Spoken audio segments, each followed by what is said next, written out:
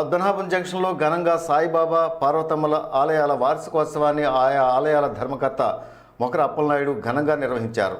ఈ సందర్భంగా సోమవారం మధ్యాహ్నం భారీగా అన్నదానాన్ని ఏర్పాటు చేశారు.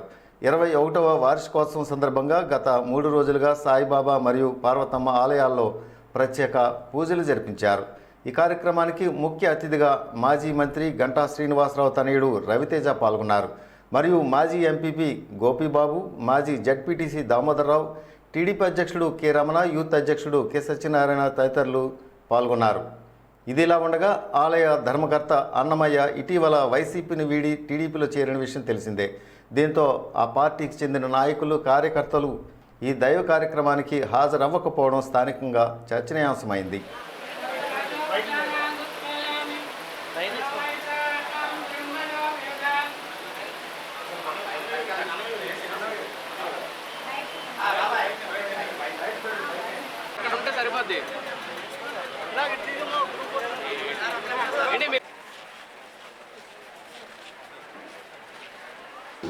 ఈ అన్నదాన కార్యక్రమం మాకు ఈ సాయిబాబా పార్వతమ్మ ఆలయాల వార్షికోత్సవం సందర్భంగా ఇది 20వ వార్షికోత్సవం. దీని గతంలో మా తండ్రి గారు అంటే మొకర గురునాయుడుగా బంజారా అంటారు. అతను నేటికి సుమారు 70-80 సంవత్సరాలు బట్టి అతను ఆయాములు చేశారు. అతను మరణాంతరం ఈరోజు నాకు అదృష్టం మా తండ్రి గారు ఇచ్చి వెళ్ళిపోయారు.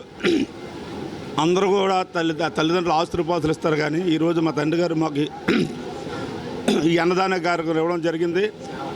ఈ సేవని ఇదే ప్రధానంగా భావిస్తూ ఇది ప్రజల ఆశీస్సులతో, ప్రజల ఆదరణతో ప్రతి సంవత్సరం కూడా సుమారు 6-7 వేల మందికి ఈ కార్యక్రమాన్ని, ఈ పార్వతమ్మ సాయిబాబా వార్షికోత్సవ సంబంధంగా ఈ కార్యక్రమాన్ని అమ్మవారు ప్రసాదాలు స్వీకరించి భక్తులందరూ సహకరించి ఈ తల్లి ఆశీస్సులు తీసుకొని వెళ్ళడం జరుగుతుంది.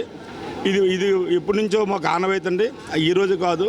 ఇది మా తండ్రి గారు ముందు చేసింది. మా తండ్రి గారు అనంతరం నాకు మా నాన్నగారు ఇది ఒక వరంగా ఇచ్చారు. ఇవాళ మన గంటా శ్రీనివాస గారు అబ్బాయి గారు తేజ గారు వచ్చారండి. ఈరోజు అమ్మవారిని దర్శించుకున్నారు, ఆ ప్రసాదం కూడా స్వీకరించారు. అందరికి కూడా